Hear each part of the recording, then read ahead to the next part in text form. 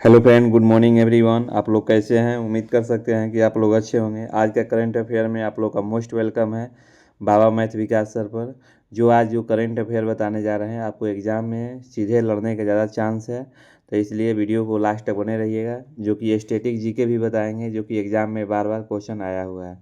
तो पहला क्वेश्चन ये है, बताइए भारत और यूएई ने किस वर्ष तक द्विपक्षीय व्यापार को 200 अरब डॉलर तक बढ़ाने का लक्ष्य रखा है? By which year have India and the UAE set a target to raise bilateral trade to 200 billion dollar. याद रखिएगा, ये जो है भारत और यूएई के जो राष्ट्रपति हैं हमारे भारत में आए हुए थे और 200 अरब डॉलर तक मैंने ये लोग बढ़ाने का लक्ष्य रखे हैं। तो याद रखिए, ये ऑप्शन जो सी जो है चला जाएगा, यानी 2032 तक ये लोग अपने अब ये समझौता में मैंने हुआ है यूएई और भारत के बीच में। उनकी 2032 तक ये द्विपक्षीय व्यापार जो है 200 अरब डॉलर तक बढ़ाने का लक्ष्य रखा है।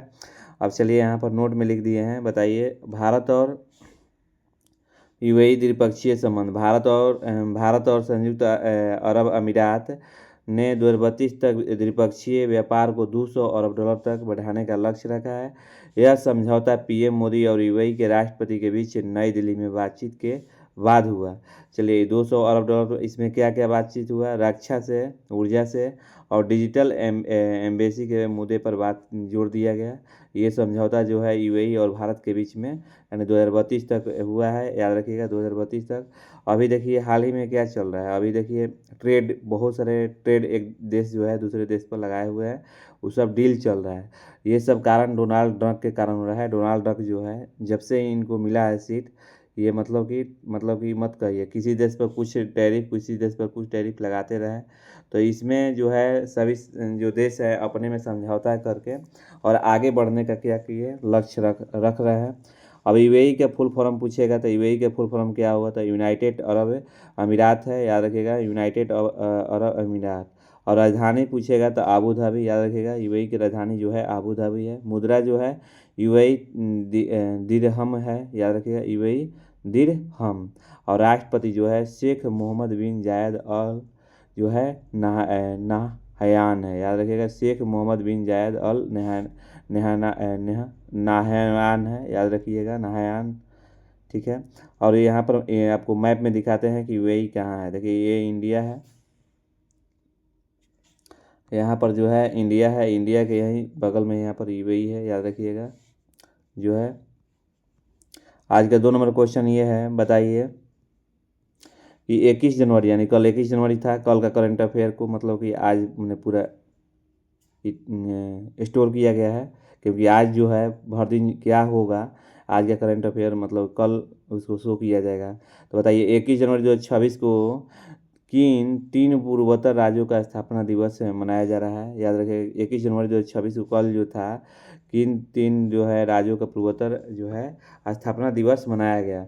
विच 3 northern state celebrating their statehood day on 21 January 2026। तो बताइए 21 जनवरी के जो कल 21 जनवरी था, कौन कौन राज्य जो है स्थापना दिवस मनाए? तो याद रखिएगा ऑप्शन बी जो है चला जाएगा, यानी त्रिपुरा, मणिपुर, मेघालय। त्रिपुरा और मणिपुर, मेघालय जो है यहाँ पर मतलब कि क्या किया गया, उन्हें 3 जो है स्थापना दिवस मनाया गया। अब चलिए यहाँ पर देखिए स्थापना दिवस जो है पूर्व पूर्व राज्य स्थापना दिवस 21 जनवरी को त्रिपुरा, मणिपुर, मेघालय स्थापना दिवस मनाया जाता है। 1972 में इसी दिन इन तीनों पूर्वोत्तर राज्य को पूर्ण राज्य का दर्जा मिला था। याद रखिएगा 1972 में ये तीनों राज्य का क्या किया था, पूर्ण मतलब कि राज्य का दर्जा मिला था। हाँ, ये 7 बहन सिस्टम में आता है। याद रखिएगा 7 बहन, यानी त्रिपुरा हो गया, मणिपुर हो गया, मेघालय हो गया, असम हो गया, ये सब मैंने 7 सिस्टर में आते हैं। और याद रखिएगा मेघालय में जो है क्वेश्चन आ सकता है, बताइए सबसे ज़्यादा बारिश कहाँ होता है? तो मेघालय में होता है। तो मासी रमन में। कहाँ होता है? तो मासी रमन। ये क्वेश्चन बार बार एग्जाम में दिखाई देता है, इसको नोट कर लीजिएगा। आज का 3 नंबर क्वेश्चन ये है, बताइए एशिया मैन्युफैक्चरिंग इंडेक्स 2026 में भारत का कौन सा स्थान रहा? तो याद रखिएगा what is the India rank in the Asia manufacturing index 2026। याद रखिएगा ये जो है 6th स्थान पर रहा। मैंने 2025 से मतलब बहुत आगे बढ़ा है इंडिया। देख लीजिए यहाँ पर लिखे हुए हैं नोट में। एशिया में मैन्युफैक्चरिंग जो है, एशिया मैन्युफैक्चरिंग जो है के रिपोर्ट जो है 11 प्रमुख एशियाई देशों के लिस्ट में 6 नंबर पर है, जो कि 2026 की रिपोर्ट के अनुसार आठवां देशों के चौथे नंबर पर है, याद रखिएगा। तो आज का जो 4 नंबर क्वेश्चन ये है, 4 नंबर क्वेश्चन ये है, बताइए केंद्रीय रक्षा मंत्री जो है, केंद्रीय रक्षा मंत्री राजनाथ सिंह के माध्यम से गोला बारूद निर्माण सुविधा का उद्घाटन कहाँ किया, याद रखिएगा। केंद्रीय रक्षा मंत्री जो है राजनाथ सिंह के माध्यम से जो गोला बारूद के जो है निर्माण कहाँ किया गया, तो ये हम बता चुके हैं कि भारत के जो रक्षा मंत्री हैं कौन है, तो राजनाथ सिंह हैं। और भारत के गृह मंत्री पूछेगा तो अमित शाह, याद रखिएगा। भारत के गृह मंत्री पूछेगा तो अमित शाह, होम मिनिस्टर इसको इंग्लिश में बोलते हैं। और प्राइम मिनिस्टर पूछेगा तो आप लोगों को मालूम है कि नरेंद्र मोदी है। और भारत के प्रेसिडेंट कौन है, तो द्रौपदी मुर्मू है। और भारत के शिक्षा मंत्री कौन है, तो आप लोगों को मालूम होगा धर्मेंद्र प्रधान है, धर्मेंद्र प्रधान। अगर भारत के जो है पूछ देगा कि इंडिया के बताइए आपको रेलवे मंत्री कौन है, तो अश्विनी वैष्णव। ये सब आप लोग कॉमन सेंस है, ये सब क्वेश्चन आपको आना चाहिए। चलिए बताइए, इसमें बताइए केंद्रीय रक्षा मंत्री राजनाथ सिंह के माध्यम से गोला बारूद का निर्माण सुविधा का उद्घाटन कहाँ किया गया, याद रखिएगा। ये नागपुर में किया गया। यहाँ पर देख लीजिए नोट में लिखवाया है कि रक्षा उत्पादन, केंद्रीय रक्षा मंत्री राजनाथ सिंह ने नागपुर और महाराष्ट्र में solar defence and aerospace limited के माध्यम से क्षमता के गोला बारूद का निर्माण सुविधा जो है ये स्टार्ट किया गया है, याद रखिएगा। नागपुर मैंने महाराष्ट्र में नागपुर पड़ेगा। आज का 5 नंबर क्वेश्चन ये है, बताइए इंडिया AI इम्पैक्ट समिट 2026 में जो है कहाँ आयोजन किया जा रहा है, याद रखेगा। इंडिया AI इम्पैक्ट समिट जो है, और AI में जो है दुनिया में जो है तीसरा स्थान पे है, याद रखिएगा। AI में जो है तीसरा स्थान पे है भारत का रैंक। पहला स्थान पर अमेरिका है, दूसरे पर चीन है, याद रखिएगा। ये जो है नई दिल्ली में शुरू किया गया।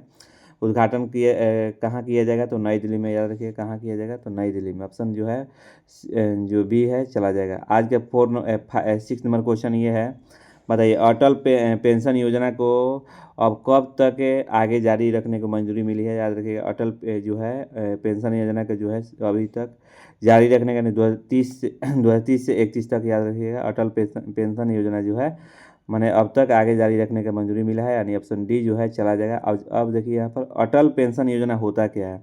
अटल पेंशन योजना वो जो है भारत सरकार द्वारा असंगठित क्षेत्रों के श्रमिकों और गरीबों लोगों के शुरू की गई एक पेंशन योजना है, जिसके तहत 18 से 40 साल के नागरिक को अपने बैंक खाते के माध्यम से योगदान करते हैं, और 60 साल के उम्र में उनको 1000 से 5000 के बीच मासिक जो है आपको गारंटी पेंशन योजना मिलेगा, याद रखिएगा। यही अटल पेंशन है। अपने 18 से 40 वर्ष तक आप पैसा जो है आपको खाता से कटेगा, याद रखिएगा। और 60 वर्ष जैसा ही उम्र होगा तो आपको सरकार ने 1000 से 5000 के बीच में आपको पेंशन के रूप में देगी।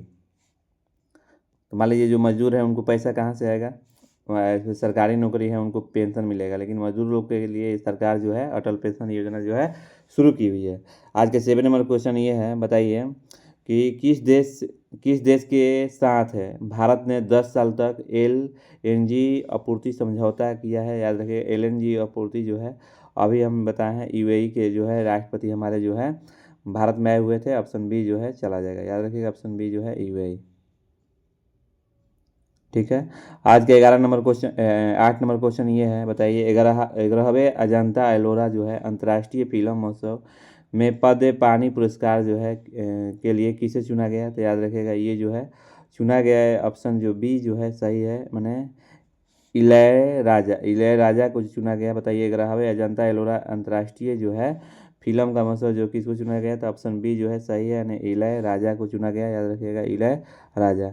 आज का 9 नंबर क्वेश्चन ये है, बताइए हाल ही में लोकनायक 26 अभियान के तहत 10 महीने के अभियान पर कौन सा नौसेना पोत निकला है, याद रखिएगा। ऑप्शन जो है बी जो है चला जाएगा ना, INS सुदर्शनी, याद रखिएगा। INS जो सुदर्शनी जो है हाल ही में लोकनायक 2026 के अभियान के तहत 10 महीने के अभियान कौन सा नौसेना पोत निकला है? तो याद रखिएगा ये है ऑप्शन बी जो है INS जो है सुदर्शनी जो है शुरू किया गया।